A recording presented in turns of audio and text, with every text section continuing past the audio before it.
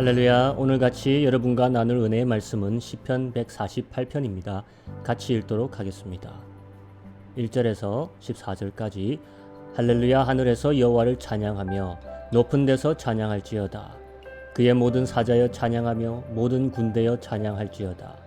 해와 달아 찬양하며 광명한 별들아 찬양할지어다. 하늘의 하늘도 찬양하며 하늘 위에 있는 물들도 찬양할지어다. 그것들이 여호와 이름을 찬양할 것은 저가 명하심의 지음을 받았음이로다. 저가 또 그것들을 영영히 세우시고 패지 못할 명을 정하셨도다. 너희 용들과 바다여 땅에서 여호와를 찬양하라. 불과 우박과 눈과 안개와 그 말씀을 쫓는 광풍이며 산들과 모든 작은 산과 과목과 모든 백향목이며 짐승과 모든 가축과 기는 것과 나는 새며 세상의 왕들과 모든 백성과 방백과 땅의 모든 사사며 청년 남자와 처녀와 노인과 아이들아 다 여호와 이름을 찬양할지어다. 그 이름이 홀로 높으시며 그 영광이 천지에 뛰어나심이로다. 저가 그 백성의 뿔을 높이셨으니 저는 모든 성도 곧 저를 친근히 하는 이스라엘 자손의 찬양거리로다. 할렐루야. 아멘. 이 144편 시편의 찬양이 어려워 보일 수 있는 이유를 전 여기서 찾습니다. 찬양할 수 없는 것들에게 자꾸 찬양하라고 시편의 기자가 계속 말하고 있기 때문입니다. 또 땅에 있는 모든 자들로 여호와의 이름을 찬양하라 선포합니다. 과연 그것도 의미 있는 권면인가 생각하게 되죠. 이 시편은 한마디로 가능성이 없어 보이는 것에 대해 가능성 있게 얘기하고 있다는 점이 이상한 것이고 우리에게 어렵게 다가오는 것입니다. 먼저 하늘에 있는 모든 천사에게 이야기하죠. 하나님의 군대에게 찬양하라 명합니다.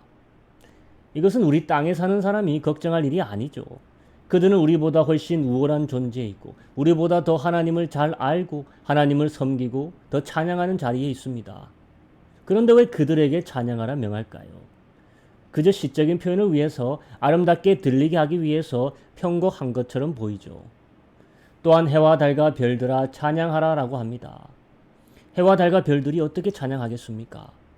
설사 우리가 알지 못하는 방식으로 찬양할 수 있다 하더라도 우리가 그것들에게 찬양하라고 해서 찬양을 시작할 것은 아닐 것입니다.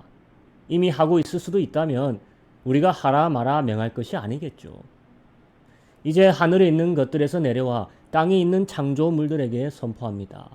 7절에서 9절 한번 보겠습니다.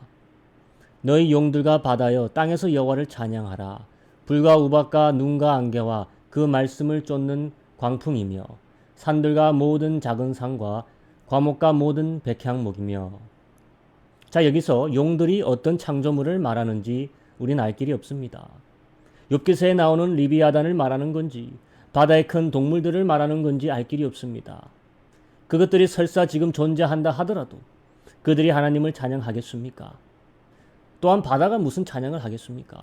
불과 우박과 눈과 안개와 바람이 어떤 식으로 하나님의 이름을 찬양합니까? 산들과 산들의 나무는 또 어떻게 찬양합니까? 우리가 모르는 방식으로 하든지 그렇다 해도 우리가 그것들로 찬양하라고 해서 할 것은 아닐 것입니다. 10절에서 13절 한번 보겠습니다. 짐승과 모든 가축과 기는 것과 나는 새며 세상의 왕들과 모든 백성과 방백과 땅의 모든 사사며 청년 남자와 처녀와 노인과 아이들아 다 여호와의 이름을 찬양할지어다. 이제 생명이 있어 움직이는 것들로 찬양하라라고 하죠. 오늘 시편에 찬양하라 하는 것들을 보면 창세기 1장에 창조된 창조물 순서대로 이야기하고 있는 것을 알게 됩니다. 하늘 위에 있는 창조물에서 시작하여 하늘과 바다 그리고 땅 위의 산들과 나무들, 짐승들과 마지막으로 사람들에게 찬양하라라는 것입니다. 모든 것들이 화답하여 하나님을 찬양하는 것이 그럼 하나님의 창조 섭리인가? 대표적으로 구약의 시편과 신약의 로마서를 보아도 하나님이 지으신 창조물들이 하나님의 신성을 증거한다라고 합니다. 하나님이 만드신 창조물들이 창조의 목적에 맞게 활동하고 존재한다는 것이 지으신 창조주를 증명한다는 것, 그것이 창조물들이 찬양한다는 말인가? 그렇게 생각해 볼 수 있죠.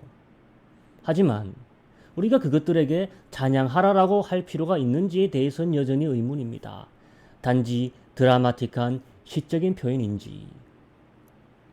11절 이하로 사람들에게 여호와를 찬양함을 권면하는 것을 한번 다시 보십시오. 중요한 것은 여호와를 믿는 자들만으로 찬양하라 하는 것이 아니죠.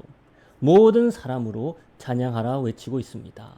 위에 있는 높은 사람들로부터 아이들까지 모든 사람들아 찬양하라. 모든 사람이 여호와를 찬양하는 경우가 세상에 언제 있었다고? 이제 찬양하라 하면 모든 사람이 다 하나님을 찬양하겠습니까? 일어날 가망성이 없는 의미 없는 발언이 아니겠습니까?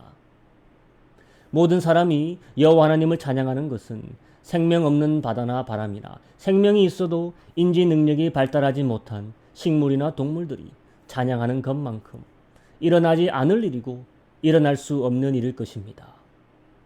하지만 성경은 늘 생명 없는 것들이나 생명이 있어도 인지 능력이 없는 것들도 찬양을 할 수 있는 것처럼 묘사해 왔습니다. 단순히 그들의 목적이 존재하기에 그것이 찬양이 된다는 것 이상으로 늘 묘사하고 있다는 것입니다. 그럼 뭐냐 이거예요. 예수님도 호산나 외치는 사람들을 조용히 시키라고 했던 유대인 지도자들을 향해서 이런 발언을 하셨습니다. 그들이 소리치지 않으면 돌들이라도 소리쳐 외칠 것이다. 예수님이 그때 비유로 말씀하신 것이 아니거든요. 또한 시편 8편을 봐도 증거하고 있습니다. 우리 예수님도 또한 같이 말씀하신 것이 있습니다. 주께서 젖 먹는 아이들의 입을 통해 찬양하게 하셨다. 그럼 다시 생각해 볼 일입니다.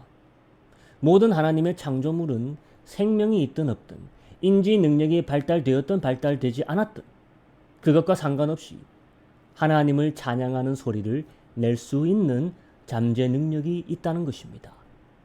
중요한 것은 시편의 기자가 그것들에게 찬양하라 명하고 있다는 점입니다.